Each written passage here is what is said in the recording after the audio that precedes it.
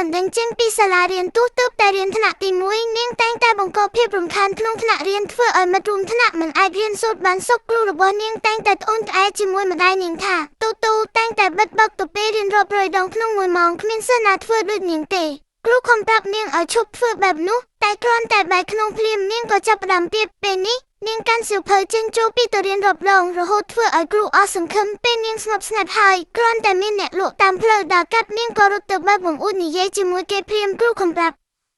នាងពីវិន័យក្នុងថ្នាក់ប៉ុន្តែតូតូមិនត្រឹមតែមិនស្ដាប់ថែមទាំងហៅអ្នកលក់តាមផ្លូវនោះឲ្យមកសម្ដែងទៀតផងគ្រូពិបាកបដិសេធសំណើរបស់ក្មេងក៏ធ្វើឲ្យថ្នាក់រៀនទាំងមូលផ្អើលឈរគ្មានអ្នកណារៀនសូត្របានទេតូតូជាសិស្សដែលមានបញ្ហាពិបាកនឹងគ្រប់គ្រងប៉ុន្តែនាងមិនមែនជាក្មេងរឹងរូសដោយចិត្តណានោះទេនាងគ្រាន់តែចង់ដឹងចង់ខ្លាំងពេកនាងចូលចិត្តអ្នកលក់តាមផ្លូវដោយសារនាងតែងតែស្រមៃចង់ខ្លាចជាអ្នកមានទេពកោសល្យដូចពួកគេតែពេលនេះនាងបែរជាខ្លាចជាសិស្សអាក្រក់ក្នុងក្រសែភ្នែកគ្រូបង្រៀនទៅវិញម្ដាយរបស់តូតូការគ្រប់គ្រងនិងក្តីស្រឡាញ់មានលក្ខខណ្ឌសំណាងល្អតូតូមានម្ដាយដ៏ល្អម្នាក់ពេលសាលាប្រាប់ឲ្យនាងឈប់រៀនម្ដាយនាងមិនមានអារម្មណ៍ខ្មាស់អៀនឬបន្ទោសកូននោះទេផ្ទុយទៅវិញគាត់បាននាំតូតូទៅរកសាលាថ្មីដែលស្ងប់ស្ងាត់សាលារៀនដ៏ចម្លែកនិងនាយកសាលាដ៏អស្ចារ្យនៅថ្ងៃមួយគាត់បានរកឃើញសាលារៀនដ៏ចម្លែកមួយទ្វាររបងរបស់សាលានោះដុះចេញពីដីជាមួយនឹងស្លឹកឈើទូចស្រស់ស្រាយមើលទៅពោពេញដោយជីវិតនិងភាពរីករាយតូតូជឿជាក់ថាសាលារៀននេះមិនធម្មតាទេថ្នាក់រៀនរបស់សាលាត្រូវបានកែច្នៃពីយន្តហោះនិងរថភ្លើងអគ្គិសនីបង្អួតកញ្ចក់ចាំងពន្លឺថ្ងៃយ៉ាងស្រស់ស្អាតតូតូមុខឡើងរហមដោយក្តីរំភើបចង់ចូលទៅអង្គុយព្រាមកិច្ចសន្យារយៈពេល4ម៉ោងជាមួយនាយកសាលាមុនពេលចូលរៀនតូតូត្រូវតែខ្លាចជាសិស្សនៅទីនោះជាមុនសិននាយកសាលាក៏ជាមនុស្សចម្លែកម្នាក់ដែរគាត់អាចអញ្ជើញនិយាយជាមួយក្មេងហើយថែមទាំងស្នើសុំនិយាយជាមួយតូតូដោយផ្ទាល់គាត់បានសួរតូតូថាតើក្មួយចង់និយាយអ្វីអំពីរឿងចម្លែកទាំងអស់នោះសំណួរនេះធ្វើឲ្យតូតូរំភើបចិត្តជាខ្លាំងព្រោះនាងមិនដែលជួបនរណាម្នាក់ដែលនិយាយបែបនេះតាំងពីនាងធំដឹងក្តីមកនាងចង់និយាយអ្វីទាំងអស់ដែលនាងគិតនាងនិយាយថារថភ្លើងអគ្គិសនីបើកលឿនណាស់សាលាចាស់របស់នាងមានគ្រូអ្នកស្អាតខ្លាំងណាស់នាងនិយាយថាពេលនាងនិយាយសួរសុខទុក្ខសិស្សស្វាពួកវាឆ្លើយតបយ៉ាងរស់រវើកនាងនិយាយថានាងមានឆ្កែពណ៌ខ្មៅមួយក្បាលឈ្មោះ Lock ដែលចេះចាប់ដៃចូលចិត្តលេងហើយអាចលាតសន្ធឹងខ្លួនយ៉ាងស្រួលនាងនិយាយថាពេលនាងលេងកន្ត្រៃគ្រូតែងតែស្ដីបន្ទោសនាងហើយម្ដាយនាងតែងតែយំនាងនិយាយមិនឈប់រយៈពេល4ម៉ោងពេញនាយកសាលាកាន់តែអស្ចារ្យទៅទៀតដោយគាត់មិនទាំងស្នាបំដងសោះហើយថែមទាំងឆ្លើយតបនឹងរាល់ពាក្យសម្ដីរបស់តូតូទៀតផងតូតូពិតជាកុមារីសំណាងណាស់ទាំងពីមុននិងពេលក្រោយមិនដែលមាននរណាម្នាក់ស្ដាប់នាងដោយយកចិត្តទុកដាក់បែបនេះទេនាយកសាលាក៏ជាមនុស្សពេញវ័យដែលមានសុភមង្គលដែរដោយគាត់ចំណាយពេលត្រឹមតែ4ម៉ោងក៏ទទួលបានការទុកចិត្តពីកុមារម្នាក់ទស្សនៈរបស់នាយកសាលាចំពោះការអប់រំទូបីតូតូនិយាយច្រើនក្តីនាងបានដឹងច្បាស់ថានាងបានរកឃើញអ្វីមួយដែលនាងចង់ស្វែងយល់នាយកសាលាបានលុតជង្គង់ចុះអង្អែលក្បាលនាងហើយនិយាយដោយទន់ភ្លន់ថាក្មួយជាក្មេងល្អណាស់ក្មួយមានរឿងជាច្រើនដែលត្រូវរៀនការអប់រំគឺបែបនេះឯងត្រូវលុតជង្គង់ចុះស្មើនឹងក្មេងគោរពលក្ខណៈធម្មជាតិរបស់ពួកគេមិនមែនស្វែងរកកំហុសរបស់ពួកគេនោះទេប៉ុន្តែត្រូវលើកកម្ពស់ចំណុចល្អរបស់ពួកគេប៉ុន្តែតូតូមានចំណុចល្អអ្វីខ្លះនាងគ្រាន់តែជាក្មេងដែលត្រូវគេបណ្ដឹងចេញពីសាលាបណ្ណោះថ្ងៃដំបូងនៅសាលាថ្មីក្តីរំភើបនិងមិត្តភាពថ្មីមិននឹកស្មានថាពេលនេះនាងបានចូលរៀនហើយនាងពិតជារំភើបខ្លាំងណាស់នាងត្រៀមខ្លួនរួចរាល់ជាមួយលោកខីតាំងពីព្រលឹមម្ដាយនាងដែលមិនទាន់ភ្ញាក់ស្រួលបួលក៏រៀបចំអាហារពេលព្រឹកឲ្យនាងញ៉ាំយ៉ាងលឿនខ្លាចទៅសាលាយឺតពេលនាងចូលទៅក្នុងបរិវេណសាលាថ្មីស្រាប់តែមានការវាយប្រហារដ៏ធំមួយលើដែនដីរបស់ពួកគេប៉ុន្តែតូតូមិនមានការរំខានបន្តិចឡើយនាងរត់ឡើងចុះយ៉ាងរំភើបក្នុងបរិវេណសាលានាងបានចូលទៅក្នុងថ្នាក់រៀននៅភ្លើងអគ្គិសនីដែលនាងប្រាថ្នាចង់បានជាយូរមកហើយទោះបីទៅរៀនមើលទៅដូចកាលពីមុនក៏ដោយនាងចូលចិត្តវាខ្លាំងណាស់ហើយសប្បាយចិត្តច្រៀងចម្រៀងរថភ្លើងអគ្គិសនីដែលគួរតែនៅស្ងៀមក៏ញ័រតិចទៅតាមចម្រៀងរបស់នាងហាក់ដូចជាកំពុងបើកបរមែនទែនការទៅសាលាអាចជាបទពិសោធន៍ដ៏អស្ចារ្យបែបនេះនៅទីនេះនាងអាចអង្គុយនៅកន្លែងណាដែលនាងចង់បានហើយជ្រើសរើសទីតាំងនិងមិត្តរួមទោដែលនាងចូលចិត្តរាល់ថ្ងៃតូតូចង់អង្គុយនៅគ្រប់កន្លែងដែលនៅក្បែរបង្អួតវិធីសាស្ត្របង្រៀនដ៏ប្លែកនិងការរកឃើញខ្លួនឯងលំដាប់លំដោយនៃមេរៀនក៏មិនកំណត់ដែរមុខវិជ្ជាផ្សេងគ្នាត្រូវបានបង្រៀននៅក្នុងថ្នាក់តែមួយគ្រប់គ្នារៀនពីមុខវិជ្ជាដែលពួកគេចូលចិត្តជាងគេអ្នកអាចគូររូបធ្វើសិប្បកម្មធ្វើពិសោធន៍រូបវិទ្យាឬដុតចង្កៀងអាល់កុលបើមិនយល់អ្វីអាចទៅសួរគ្រូបានវិធីនេះគ្រូក៏អាចយល់ច្បាស់ពីចំណង់ចំណូលចិត្តនិងរបៀបរៀនសូត្ររបស់ក្មេងម្នាក់បានដែរនេះពិតជាសប្បាយណាស់ តូតូមើលឆ្វេងមើលស្ដាំមិនអាចស្ងប់ចិត្តបានឡើយមិនទាន់អាចចូលទៅក្នុងបរិយាកាសសិក្សាបានទេយ៉ាងណាមិញនាងទើបតែមកដល់មិនទាន់សំទិមិត្តភក្តិថ្មីតែមីថេមីនឹងមេរៀនអំពីការទទួលយកបន្តែនាងបានរកឃើញមិត្តដំបងរបស់នាងគឺតែមីមានជំងឺខ្វិនកុមារធ្វើឲ្យនាងដើរបានចម្លែកជើងម្ខាងនិងដៃម្ខាងមិនធម្មតាក្រោយមកតូតូទើបដឹងថានៅសាលានេះមានក្មេងចម្លែកជាច្រើនទៀតដល់ពេល3ថ្ងៃត្រង់គ្រូនិងសិស្សទាំងមូលបាននាំគ្នាលើកតុនិងកៅអីមកបន្ទប់អាហារសិស្សថ្នាក់ទី1ដល់ថ្នាក់ទី6មានត្រឹមតែ50នាក់ប៉ុណ្ណោះតូចពេកហើយហេតុអ្វីបានជាមានសិស្សច្រើនម្ល៉េះវិធីសាស្ត្រអាហារថ្ងៃត្រង់របស់នាយកសាលាឪពុកម្ដាយតែងតែបារម្ភពីកូនដែលរើសម្ហូបនាយកសាលាដ៏ឆ្លាតវៃក៏បានបង្កើតវិធីសាស្ត្រមួយនេះដូចជាសាច់ជ្រូកសាច់គោនិងបន្លែដែលដុះនៅលើដីត្រូវបានគេហៅថារសជាតិភ្នំ The Mountain Taste ត្រីអាហារសមុទ្រនិងមឹកត្រូវបានគេហៅថាជារសជាតិសមុទ្រ Sea Taste ប្រអប់បាយរបស់សិស្សត្រូវតែមានអាហារទាំងពីរប្រភេទនេះទើបចាត់ទុកថាជាអាហារថ្ងៃត្រង់ដ៏ឈ្ងុយឆ្ងាញ់ដូច្នេះកុមារមិនរើសម្ហូបទៀតទេហើយក៏មិនប្រៀបធៀបថាអ្នកណាមានម្ហូបថ្លៃជាងដែរមុនពេលញ៉ាំពួកគេលើច្រៀងចម្រៀងមួយបទការឲ្យក្មេងច្រៀងចម្រៀងប្រសើរជានិយាយស្ដីពួកគេរាប់រយដងសកម្មភាពពេលរសៀលនិងការរៀនសូត្រពីធម្មជាតិការរៀបចំពេលរសៀលរបស់សាលាកាន់តែគួរឲ្យចាប់អារម្មណ៍ពួកគេមិនទាន់ធ្វើកិច្ចការសាលាផងគ្រូបាននាំក្មេងទៅដើរលេងនៅវាលស្រែហើយពួកគេបាននិយាយសួរសុខទុក្ខខសិករនិងបានតាក់ទងដោយផ្ទាល់ជាមួយធម្មជាតិពួកគេមើលទៅសប្បាយរីករាយនឹងទំនេរប៉ុន្តែតាមពិតពួកគេបានរៀនចំណេះដឹងតូចអំពីជីវិតដោយមិនដឹងខ្លួនពួកគេបានលេងលាក់ខ្លួនក្នុងស្រូវសាឡេខ្ពស់ហើយថែមទាំងបានពង្រឹងភាពក្លាហានរបស់ពួកគេទៀតផងការអប់រំតាមបែបបទភ្លេងនិងការរកឃើញសម្រស់ការអប់រំបច្ចុប្បន្នផ្ដោតខ្លាំងពេកលើអក្សរនិងភាសាភ្នែកមិនអាចបែងចែកភាពស្រស់ស្អាតបានត្រចៀកមិនអាចស្ដាប់ឮចង្វាក់បានក្មេងបានក្លាយជាម៉ាស៊ីនរៀនសូត្រនាយកសាលាកូបាយ៉ាឈីខូបេឈីបានខិតខំទៅអឺរ៉ុបដើម្បីនាំយករំហាត់កាយសម្ព័ន្ធដ៏ទំនើបមកគាត់ឲ្យក្មេងស្ដាប់ភ្លេងបង្វិលខ្លួនដោយជឿទេប្រើរាងកាយរបស់ពួកគេដើម្បីយល់ពីការផ្លាស់ប្ដូរនៃបទភ្លេងវាចិត្តនិងកាយដែលមានចង្វាក់ភ្លេងគឺស្រស់ស្អាតពួកគេអាចយល់ពីសំឡេងធម្មជាតិនិងមានការបំផុសគំនិតគ្មានទីបញ្ចប់ដំណើរផ្សងព្រេងក្នុងមួយថ្ងៃនេះពិតជាអស្ចារ្យណាស់តូតូរីករាយជាខ្លាំងហើយទន្ទឹងរង់ចាំរាល់ថ្ងៃនៅសាលាតូតូរៀនមេរៀនអំពីការទទួលខុសត្រូវប៉ុន្តែមិននឹកស្មានថាថ្ងៃមួយនាយកសាលាបានរកឃើញតូតូកំពុងជីកលាមកនៅក្រោមដើមឈើអែមក្នុងរដូវក្តៅរបស់នោះស្អុយណាស់សួរគេថាតើក្មួយនឹងមិនបង្កភាពរំខានដល់អ្នកផ្សេងទេនាងក៏អង្គុយជីកបន្តទៀតនេះជាការទទួលខុសត្រូវពេកហើយតូតូគ្មាននរណាហាមឃាត់ទេសូម្បីតែបាយថ្ងៃត្រង់ក៏នាងមិនញ៉ាំដែរនាងបន្តជីកដល់រសៀលមើលទៅនាងត្រូវជីកទៀតហើយនាយកសាលាពិតជាខុសពីធម្មតាគាត់មិនបានហាមឃាត់សិស្សឲ្យជីកលាមកនោះទេតែបែរជាអនុញ្ញាតឲ្យនាងធ្វើទៀតផងក្រោយមកទៀតនាយកសាលាបានរកឃើញកាបូបរបស់តូតូដែលបាត់ក៏មិនទាន់មានលទ្ធភាពបោះបង់ចោលភ្លាមនោះទេនាងបានព្យាយាមហើយនាងក៏គ្មានការសោកស្ដាយអ្វីដែរតូតូបានងូតទឹកផ្លាស់ខោអាវហើយត្រឡប់ទៅផ្ទះវិញដោយស្អាតស្អំចាប់ពីពេលនោះមកនាងលែងជីកទៀតហើយដោយសារនាងបានរៀនមេរៀនដ៏សំខាន់មួយនាងក៏បានរកឃើញកាបូបដែលបាត់នោះដែរនាងក៏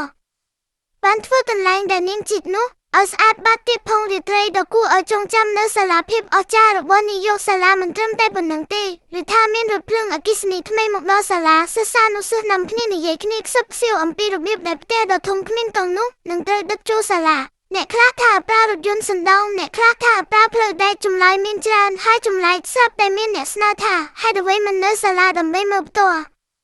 តើគ្រូនឹងអនុញ្ញាតឲ្យសិស្សស្នាក់នៅសាលាពេញមួយយប់ដែរឬ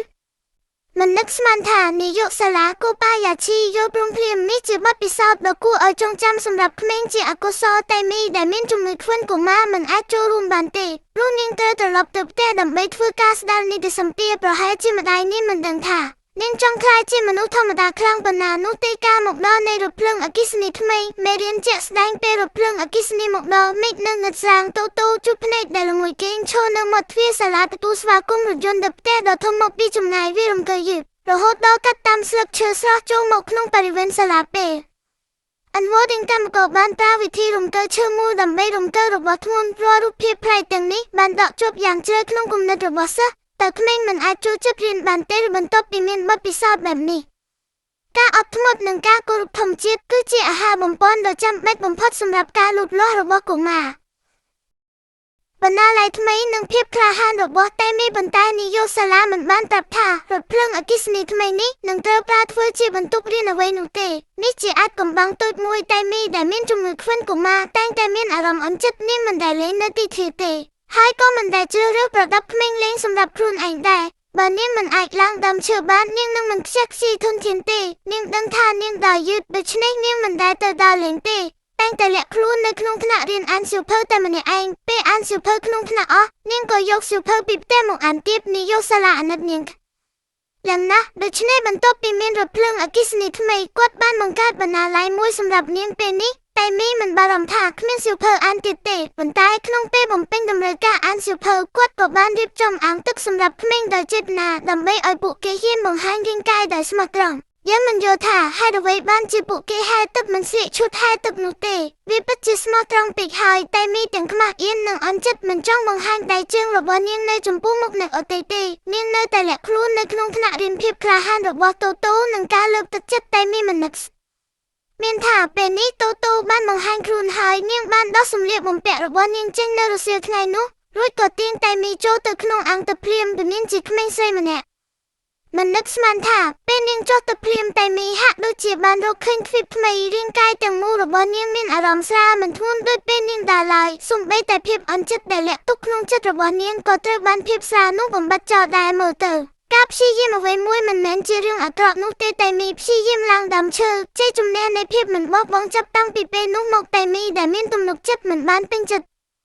រំប៉ុណ្ណឹងទេនៅថ្ងៃដំបូងនៃវិស្មការរដូវក្តៅនាងបានណាត់តូតូទៅជួបគ្នានៅសាលាពួកគេនឹងឡើងដើមឈើជាមួយគ្នានេះពិតជាគំនិតដ៏ក្លាហានមួយតែមីមានជំងឺធ្ងន់កុមារធ្វើឲ្យរាងកាយម្ខាងរបស់នាងមិនអាចកម្រើកបានប៉ុន្តែត្រូវឡើងដើមឈើតូតូរំភើបចិត្តជាខ្លាំងបន្ទាប់ពីពិចារណាបានល្អនាងមិនបានបោះបង់នោះទេតែបានយកជណ្ដើរមកនាងបានតែមីឡើងដោយប្រើតែម្ខាងនិងជើងម្ខាងដែលមិនអាចប្រើកម្លាំងបានតូតូបានទៅនៅពីក្រោមនាងហើយជួយរុញឡើងប៉ុន្តែនៅតែមិនបានជណ្ដើរបានរលំធ្វើឲ្យពួកគេទាំងពីរដួលទោះបីបែបនេះក៏ដោយតូតូនៅតែមិនបោះបង់នាងបានរកឃើញជណ្ដើរដែលអាចបិទបែនបានហើយបានដោះស្រាយបញ្ហាការញើបានយ៉ាងល្អឥតខ្ចោះក្មេងទាំងពីរបានចាប់ផ្ដើមធ្វើការម្ដងទៀតពេលនេះតែមីទីបំផុតបានឡើងដល់គល់ឈើតូតូរីករាយរំលោភភាពក្លាហាននិងការតស៊ូរបស់តូតូពេលមានបញ្ហាថ្មីតែមីមិនអាចប៉ះមែកឈើបានដូច្នេះនាងមិនអាចឡើងដើមឈើបានទេតូតូបានខិតខំឡើងទៅទទួលនាងតូតូមិនមានកម្លាំងប៉ុន្មានទេតែចង់ទាញក្មេងម្នាក់ទៀតឡើងលើដើមឈើតូតូខំប្រឹងនឹងគិតក្នុងពេលតែមួយពុកនៅលើមេឃក៏ជួយពួកគេដោយបាំងពន្លឺថ្ងៃដ៏ក្តៅទូយ៉ាងណាឬមិនងាយស្រួលដោយការគិតនោះទេមាននរណាដឹងថាតូតូមានកម្លាំងមកពីណាទេនាងបានលើកតែមីឡើងហើយតែមីក៏អាចឈរបានយ៉ាងរឹងមាំមិនបានធ្លាក់ចុះមកវិញឡើយនេះពិតជាមិនគួរឲ្យជឿញើរបស់តូតូជក់សក់នាងកុំខ្មាស់ហ៊ានអី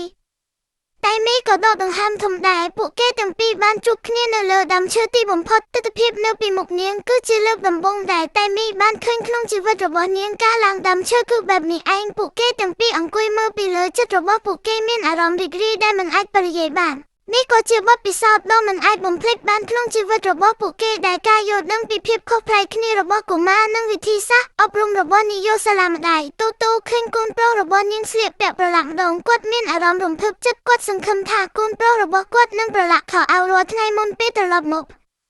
តែវិញក្រោយពីតែមីដែលមានជំងឺធ្ងន់កុមារថ្នាក់របស់តូតូក៏មានតាកាហាស៊ីឆាកាហាស៊ីដែលមានរាងតូចដែរគាត់តែងតែប្រយ័ត្នប្រយែងនឹងការពារខ្លួនឯងមិននឹកស្មានថាថ្ងៃនេះគ្រូដែលបង្រៀនរូបវិទ្យាបានសួរតាកាហាស៊ីថាតើគាត់មានកន្ទុយទេតើអ្នកកំពុងចំអកគាត់ថាជាសឹកកណ្ដុរឬទោះបីជាគ្មានចិត្តណាក៏ដោយពាក្យសម្ដីទាំងនេះបានធ្វើឲ្យប៉ះពាល់ដល់អារម្មណ៍ក្មេងយ៉ាងខ្លាំងមិនអាចនិយាយពាក្យដែលធ្វើឲ្យប៉ះពាល់ដល់អារម្មណ៍ក្មេងបានទេមិនអាចធ្វើរឿងដែលធ្វើឲ្យប៉ះពាល់ដល់អារម្មណ៍ក្មេងបានទេពិធីបុណ្យកីឡាដ៏ពិសេសរបស់នាយកសាលាកូប៉ាយ៉ាឈីបានខិតខំរៀបចំពិធីបុណ្យកីឡាដ៏ពិសេសមួយក្នុងពិធីបុណ្យនេះតាកាហាស៊ីដែលមានរាងតូចបាននាំមកក្នុងវិញ្ញាសាផ្សេងនិងទទួលបានមេដាយទាំងអស់រង្វាន់របស់គាត់ក៏គួរឲ្យចាប់អារម្មណ៍ដែរគឺការ៉ុតពណ៌ដែលជានិមិត្តរូបនៃសុខភាពភាពរស់រវើកនិងជីវិតរឹងមាំពេលយកទៅផ្ទះមកដៃរបស់គាត់អាចយកទៅធ្វើម្ហូបឆ្ងាញ់បាននាយកសាលាកូប៉ាយ៉ាឈីពិតជាអស្ចារ្យណាស់មិនថាជាជំងឺធ្ងន់កុមារឬមនុស្សទើមិនថាជាអថៃអាវេដែលចូលចិត្តរឿងមុខវិជ្ជាខ្លាំងឬដារ៉ុនដែលជាកូនកសិករក្រីក្រមិនថាជាកូរ៉េដែលត្រូវបានធ្វើអាណានិគមឬជនជាតិជប៉ុនដែលរត់គេចខ្លួនគ្រប់គ្នាអាចបំភ្លេចពីការភាពរាងកាយនិងភាពអន់ចិត្តខាងផ្លូវចិត្តហើយលូតលាស់ដោយរីករាយនៅទីនេះការប្រឈមមុខនឹងការរិះគន់និងសង្គ្រាមជាការពិតណាស់ពេលខ្លះសាលាដ៏ចម្លែកនេះក៏ត្រូវបានគេចំអកដោយមនុស្សអាក្រក់នៅខាងក្រៅដែរប៉ុន្តែរាល់ពេលនោះសិស្ស ស្ថនៈទី8តែងតែរួបរวมគ្នាច្រៀងចម្រៀងសាលាដែលទើបតែនិពន្ធថ្មីឆ្លើយតបមើលទៅដូចជាក្មេងជ្រុះគ្នាប៉ុន្តែនាយកសាលាកូបាយ៉ាឈីដឹងច្បាស់ថាក្មេងទាំងនេះមានភាពក្លាហានយ៉ាងខ្លាំងគាត់ពិតជារីករាយណាស់ពេលខ្លះឪពុកម្ដាយក៏មិនបានបំពេញតាមការសន្យារបស់ពួកគេចំពោះកូនដែរហើយរូបលេខផ្សេងនៅក្នុងពិធីបុណ្យភូមិឪពុកតូតូបានសន្យាជាមួយកូនស្រីថានឹងទិញកូនមាន់ឲ្យនាងប៉ុន្តែឪពុកនាងមិនសប្បាយចិត្តភ្លាមនោះទេមិនមែនមិនចង់ចំណាយលុយនោះទេប៉ុន្តែសត្វមាន់តូចដែលលក់នៅទីផ្សារមានរាងកាយខ្សោយខ្លាំងណាស់ជីវិតរបស់ពួកវាខ្លីណាស់មិនអាចរស់បានយូរនោះទេកូនមិនយកអ្វីនោះទេតូតូក៏រឹងរូសចង់បានដែរកូនមាន់របស់តូតូនឹងការសោកសៅតូតូទីបំផុតបានកូនមាន់មួយតាមបំណងនាងបានធ្វើទ្រង់មាន់ពិសេសមួយហើយថែមទាំងបានចុងឆ្កែរបស់នាងដើម្បីកុំឲ្យវាស៊ីមាន់ប៉ុន្តែជោគវាសនានៃការបែកគ្នាត្រូវបានកំណត់តាំងពីជួបគ្នាកូនមាន់មិនអាចប្រឆាំងនឹងច្បាប់ធម្មជាតិបានឡើយហើយក៏បានមកទៅតូតូឈឺចាប់ខ្លាំងណាស់នាងយំក្នុងដែលម្ដាយនាងយូរមិននឹកស្មានថាតែមីបានលងលងនាងទៅវិញទៅម្ដាយខ្ញុំម្ដាយខ្ញុំស្រឡាញ់ខ្ញុំម្ដាយខ្ញុំក៏ស្រឡាញ់ខ្ញុំដែរ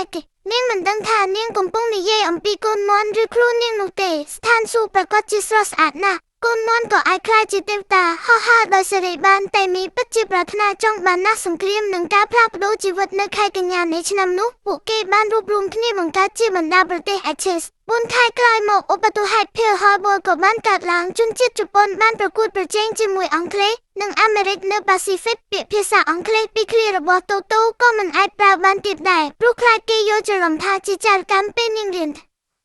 អ្នកទី3នាងបានធំពេញវ័យហើយពេលនាងចូលរួមលេងនាងអាចទាញអថ័យចេញពីទីលានបានតូតូនិយាយដោយក្រអឺតក្រទុំពេលនេះសង្គ្រាមកាន់តែខិតជិតដល់ប្រជាជនធម្មតាហើយជប៉ុនបានចាប់ផ្ដើមសេដ្ឋកិច្ចសង្គ្រាមមិនអនុញ្ញាតឲ្យមានសម្លៀកបំពាក់ស្រស់ស្អាតទៀតទេសូម្បីតែទម្រង់សក់ក៏មិនបានដែរឪពុកតូតូលេងវីយូឡុងយ៉ាងច្រើនគាត់មានការបារម្ភបន្តិចសំណាងល្អកូនស្រីរបស់គាត់បានបង្ហាញដល់ទីហ៊ាននូវភាពស្រស់ស្អាតរបស់នាងដែលជាគូស្វាមីភរិយាពិតគ្រួសារទាំងមូលក៏បានរស់ជីវិតពីដំណាក់កាលនេះពេលនេះអាហារក៏ខ្វះខាតដែរគឺរសជាតិសមុទ្របាន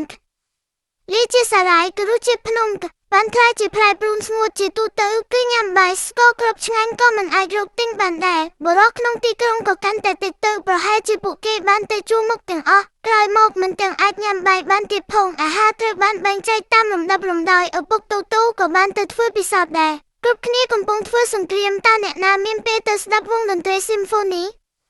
ពេលញ៉ាំមិនឆ្អែតពួកគេភាគច្រើនស្វែងរកអាហារខាងផ្លូវចិត្ត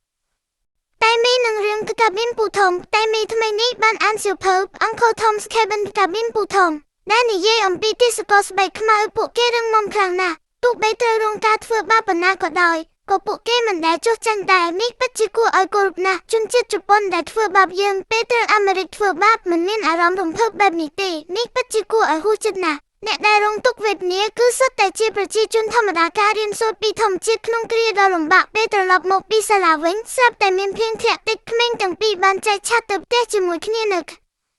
នុងហាងតាមផ្លូវមានមនុស្សពេញវ័យនៅខាងក្រៅកំពុងស្រូបមីស៊ុបសំឡេងដ៏ពីរោះនោះពិតជាធ្វើឲ្យទឹកមាត់តូតូហូរមកនាងក៏ចាប់ផ្ដើមយំប៉ុន្តែនាងក៏មានវិធីមួយដែរតូតូបានច្រៀងចម្រៀងជើងកង្កែប Fraglates កាលពីមុនរាល់ពេលច្រៀងចម្រៀងនេះនាងតែងតែទទួលបានអាហារមួយពេលធំប៉ុន្តែឥឡូវនេះពួកគេមិនត្រូវបានអនុញ្ញាតឲ្យច្រៀងចម្រៀងដែលធ្វើឲ្យពួកគេសោកសៅនោះទេបន្ទាប់ពីនិយាយចប់នាងក៏រត់ទៅហាងនំប៉័ងដើម្បីញ៉ាំមីរីឯក្មេងតូចពីរនាក់ដែលឃ្លានខ្លាំងពេកនោះអាចឈរនៅតាមផ្លូវដែលត្រជាក់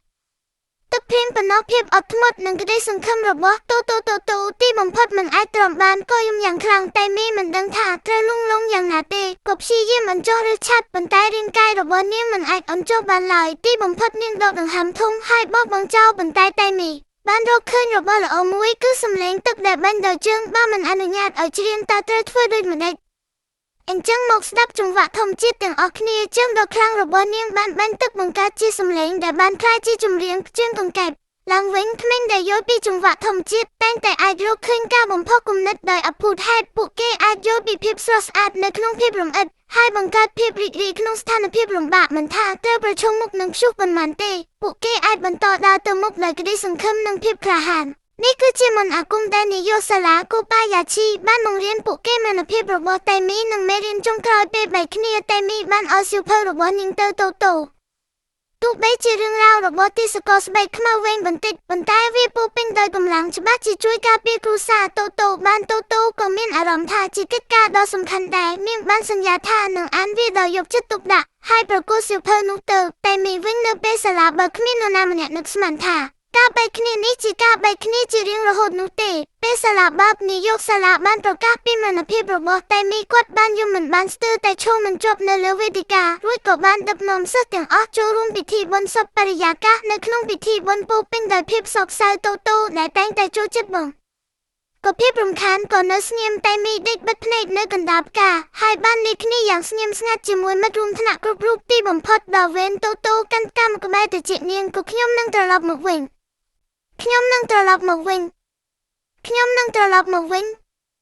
បន្ទាប់ពីនិយាយពាក្យទាំងនេះតូតូខំប្រឹងទប់អារម្មណ៍មិនឲ្យយំហើយដើរចេញទៅមិននឹកស្មានថាសំឡេងរបស់តែមីស្រាប់តែបន្លឺឡើងពីក្រោយនាងតូតូតើឯងដឹងដោយរបៀបណាក្តីសង្ឃឹមនិងភាពរឹងមាំក្នុងគ្រាសង្គ្រាមពេលនេះតូតូពោពេញដោយទឹកភ្នែកនាងរត់ដូចឆ្កួតចេញពីថ្នាក់រៀនឆ្ពោះទៅរកសាលារៀនរឿងរ៉ាវដែលនាងបានជួបប្រទះជាមួយតែមីបន្លឺឡើងក្នុងចិត្តរបស់នាងដូចជាខ្សែភាពយន្តរូបភាពដ៏ស្រស់ស្អាតឆ្លុះបញ្ចាំងយ៉ាងច្បាស់និងរស់រវើកប៉ុន្តែមនុស្សដែលធ្លាប់នៅជាមួយគ្នាពេលនេះលែងមានហើយតូតូរត់កាត់កងទ័ពដែលកំពុងចេញដំណើរមនុស្សដែលត្រូវគេបោកប្រាស់នៅសងខាងផ្លូវកំពុងតែស្រែកសរសើរយុគសម័យនេះពិតជាឆ្កួតមែនក្មេងពាក់ម៉ាស់មុខខ្មៅដេកជាមួយនឹងកាំភ្លើងស្រមៃចង់ទៅសម្រាប់ភូមិគេហ៊ានដែលត្រឡប់មកពីសម្រាប់ភូមិវិញពីការដៃពីការជើងសំបីតែបាត់បង់ជីវិតប្រហែលជាតម្លៃមិនខ្ពស់គ្រប់គ្រាន់ទើបពួកគេមិនមានអារម្មណ៍សោកស្ដាយតូតូរកឃើញភាពស្ងប់ស្ងាត់តូតូទីបំផុតបានទៅដល់សាលារៀនពន្លឺថ្ងៃដ៏ភ្លឺស្វាងនៅទីនេះដូចកាលពីនាងជួបតែមីដំបូងដែរតូតូបានដួលទៅលើផ្លូវពណ៌ខៀវនិងស្នៀងយំយ៉ាងសោកសៅពេលនេះនាយកសាលាបានរត់តាមមកគាត់កាន់សៀវភៅមួយក្បាលនៅក្នុងដៃគាត់និយាយថាទៅថ្ងៃនេះខ្ញុំមិនអាចឲ្យក្មួយមកទីនេះបានទេជាការពិតណាស់តូតូទើបតែបានសន្យាជាមួយតែមីថានឹងប្រគល់សៀវភៅនោះទៅនាងវិញនៅពេលពួកគេជួបគ្នានាងនឹងមិនដែលភ្លេចថ្ងៃដែលតែមីបាត់បង់សេរីភាពនោះទេឪពុកតូតូនឹងការលះបង់ដើម្បីតន្ត្រីឪពុកតូតូទីបំផុតត្រូវបានបែងចែកឲ្យទៅរោងចក្រយោធាពួកគេចង់ឲ្យគាត់លេងភ្លេងយោធាហើយគាត់នឹងទទួលបានអាហារដោយឥតគិតថ្លៃនេះពិតជាដំណឹងល្អប៉ុន្តែតូតូមិនយល់ថាហើយអ្វីបានជាឪពុកនាងមកក្រៀមក្រំហើយមិនយកចិត្តទុកដាក់នោះទេនៅយប់មួយនាងបានស្ដាប់រឿងនិទានអំពីនាងខ្មៅហើយដេកលក់ទៅប៉ុន្តែឪពុកនាងបែរជាដេកលក់ទៅវិញនៅក្នុងចិត្តតូតូស្រាប់តែយល់ច្បាស់ថាព្រលឹងនឹងមិនត្រូវបានលក់ជារៀងរហូតនោះទេពេលនេះគ្រួសាររបស់ពួកគេមិនទាន់ដល់ពេលដែលត្រូវលក់ព្រលឹងរបស់ពួកគេនៅឡើយទេការសម្រេចចិត្តដ៏ក្លាហានរបស់គ្រួសារតូតូព្រឹកបន្ទាប់តូតូត្រូវបានដាស់ដោយសំឡេងវីយូឡុងតាំងពីព្រលឹមនាងនិងម្ដាយរបស់នាងអង្គុយស្ដាប់ឪពុកនាងលេងចប់នៅក្នុងចិត្តតូតូហាក់ដូចជានាងមិនបានគេងពេញមួយយប់ដើម្បីតាក់តែងខ្លួនយ៉ាងស្អាតបាតសម្រាប់តន្ត្រីនេះពិតជាគួរឲ្យតម្លៃណាស់គុំនិយាយវាអីខ្ញុំមិននឹកស្មានថាវាកើតឡើងបែបនេះទេចំពោះការសម្រេចចិត្តរបស់គ្រួសារនេះតូតូពិតជាគាំទ្រណាស់តាំងពីក្មេងមកនាងចូលចិត្តស្ដាប់ឪពុកនាងលេងវីយូឡុងខ្លាំងណាស់ទោះបីជាពួកគេមិនអាចទទួលបានអាហារក៏ដោយយ៉ាងហោចណាស់ពេលនេះវានៅតូចនៅឡើយមួយឆ្នាំទៀតក៏បានកន្លងផុតទៅយុគសម័យនេះហាក់ដូចជាជ្រុលទឹកហើយមនុស្សដូចជាទូកតូចមួយក្តីសុបិនថ្មីរបស់តូតូក្លាយជាគ្រូបង្រៀនដ៏ល្អមិនយូរប៉ុន្មានតូតូបានមានប្អូនប្រុសម្នាក់ទៀតធ្វើឲ្យជីវិតកាន់តែលំបាកតូតូក៏កាន់តែយល់ដឹងច្រើនឡើងនាយកសាលាកូប៉ាយ៉ាឈីបានរៀបចំពិធីតែមួយនៅសាលាដើមពេលបែកចែកអាហារមួយចំនួនតូចព្រោះយន្តហោះទម្លាក់គ្រាប់បែកបានចាប់ផ្ដើមលេចឡើងនៅរាជធានីតូក្យូនេះជាការជួបគ្នាលើកចុងក្រោយរបស់ពួកគេក្នុងពិធីតែក្មេងបានច្រៀងចម្រៀងជាភាសាផ្សេងគ្នាហើយម្នាក់បាននិយាយពីបំណងប្រាថ្នារបស់ពួកគេដែលរនគិតដល់អត្ថន័យដើមនៃចម្រៀងជប៉ុនហើយអាថៃខិតខំឆ្ពោះទៅរកគោលដៅបញ្ចប់បណ្ឌិតរូបវិទ្យាក្រោយមកគ្រប់គ្នាបានដឹងថាពិធីតែនេះគឺជាអំណោយចុងក្រោយដែលសាលាបានផ្ដល់ឲ្យពួកគេហើយពួកគេក៏បានតស៊ូរហូតមកដល់បច្ចុប្បន្នតើក្មួយមានប្អូនប្រុសម្នាក់ទៀតដែរមើលទៅគំរូនេះកាន់តែពិបាកនឹងចាក់ចេញហើយការបំផុសគំនិតរបស់នាយកសាលាកូប៉ាយ៉ាឈីមុនពេលចាក់ចេញតូតូតែងតែគិតថាពេលនាងធំឡើងនាងនឹងធ្វើអ្វីនាងធ្លាប់គិតចង់ធ្វើជាចារកម្មជាអ្នកលក់តាមផ្លូវក្រោយមកនាងក៏គិតចង់ធ្វើជាអ្នកលក់សម្បត្តិឬក៏ជាអាម៉ាប៉ុន្តែឥឡូវនេះនាងបានផ្លាស់ប្ដូរគំនិតទាំងស្រុងហើយនាងចង់ក្លាយជាគ្រូបង្រៀនម្នាក់គ្រូបង្រៀនដែលតែងតែនិយាយថាអ្នកពិតជាក្មេងល្អម្នាក់ហើយតែងតែនិយាយថាអ្នកពិតជាអាចធ្វើបានតើខ្ញុំស្គាល់មនុស្សនេះច្បាស់ប៉ុណ្ណាទើបខ្ញុំអាចធ្វើតាមតម្រូវការបានប៉ាដុំឬការគឺបែបនេះនាយកសាលាកូប៉ាយ៉ាឈីរីករាយខ្លាំងណាស់ទ ទូបីនៅសម័យនោះមានមនុស្សស្លាប់ច្រើនគ្មានអាហារញ៉ាំហើយមនុស្សរស់នៅក្នុងបរិយាកាសភ័យខ្លាចក៏ដោយគាត់ជឿជាក់យ៉ាងមុតមមថាក្មេងគ្រប់រូបដែលបញ្ចប់ការសិក្សាពីសាលានេះច្បាស់ជាអាចលូតលាស់ដោយសុខភាពល្អមិនភ្លេចភាពរីករាយក្នុងវ័យកុមារហើយមានសមត្ថភាពក្លាយជាគ្រូបង្រៀនដ៏ល្អម្នាក់គឺខ្ញុំនឹងផ្ដល់ឲ្យអ្នកនៅអ្វីដែលសំខាន់បំផុតមួយទោះបីអ្នកផ្សេងធ្លាប់និយាយថាអ្នកជាក្មេងអាក្រក់ក៏ដោយក៏គ្រូដឹងថាអ្នកមានគុណសម្បត្តិជាច្រើនដែរឲ្យតែអ្នករកឃើញចំណុចពិសេសរបស់ខ្លួនឯងហើយខិតខំប្រឹងប្រែងអ្នកក៏នឹងទទួលបានផលផ្លែនិងជោគជ័យដែរត្រូវតែមានទំនុកចិត្តជានិច្ចក្តីសង្ឃឹមមិនចេះរៀងស្ងួតរឿងពិតរបស់សាលាតូម៉ូអេទីបំផុតដល់ថ្ងៃដែលទីក្រុងតូក្យូត្រូវទទួលរងការទម្លាក់គ្រាប់បែករាល់ថ្ងៃគ្រូសាតូតូត្រូវបានជម្លៀសទៅខេត្តអាអូម៉ូរីដើម្បីគេចវេសរោងចក្រផលិតក្រដាសកូប៉ាយ៉ាឈីក៏ត្រូវបានវាយគំទេចដើម្បីប្រើជាវិធានការពារភ្លើងសង្គ្រាមសូម្បីតែសាលាតូម៉ូអេថូម៉ូហ្គេខុនក៏មិនអាចគេចផុតបានដែរគ្រាប់បែកបង្កកំហឹងរបស់យន្តហោះបំពេ9បានដិតបំផ្លាញបរិវេណសាលាទាំងមូលទោះបីមើលឃើញការបំផ្លិចបំផ្លាញនៃកម្លាំងពលកម្មរបស់គាត់ក៏ដោយនាយកសាលាកូប៉ាយ៉ាឈីនៅតែមិនចុះចាញ់គាត់ជឿជាក់យ៉ាងមុតមមលើក្មេងហើយភ្លើងនៅក្នុងបេះដូងរបស់គាត់ក្តៅជាងភ្លើងដែលកំពុងឆាបឆេះសាលាទៅទៀតដំណើរផ្លាស់ប្ដូររបស់តូតូនិងការបំផុសគំនិតចុងក្រោយពេលនេះតូតូកំពុងស្ថិតនៅលើរថភ្លើងជម្លៀសរថភ្លើងដឹកមនុស្សច្រើនណាស់សំឡេងយំរបស់ប្អូនប្រុសបានធ្វើឲ្យអ្នករបួសមិនសប្បាយចិត្តនាងមិនមានអារម្មណ៍ខ្មាស់អៀនឬបន្ទោសនោះទេតែបានអបក្មេងនោះទៅកន្លែងខ្ជាប់ក្នុងភាពនិតរាត្រីពន្លឺភ្លើងដ៏ខ្លាំងមួយបានឆាបឆេះឡើងធ្វើឲ្យទឹក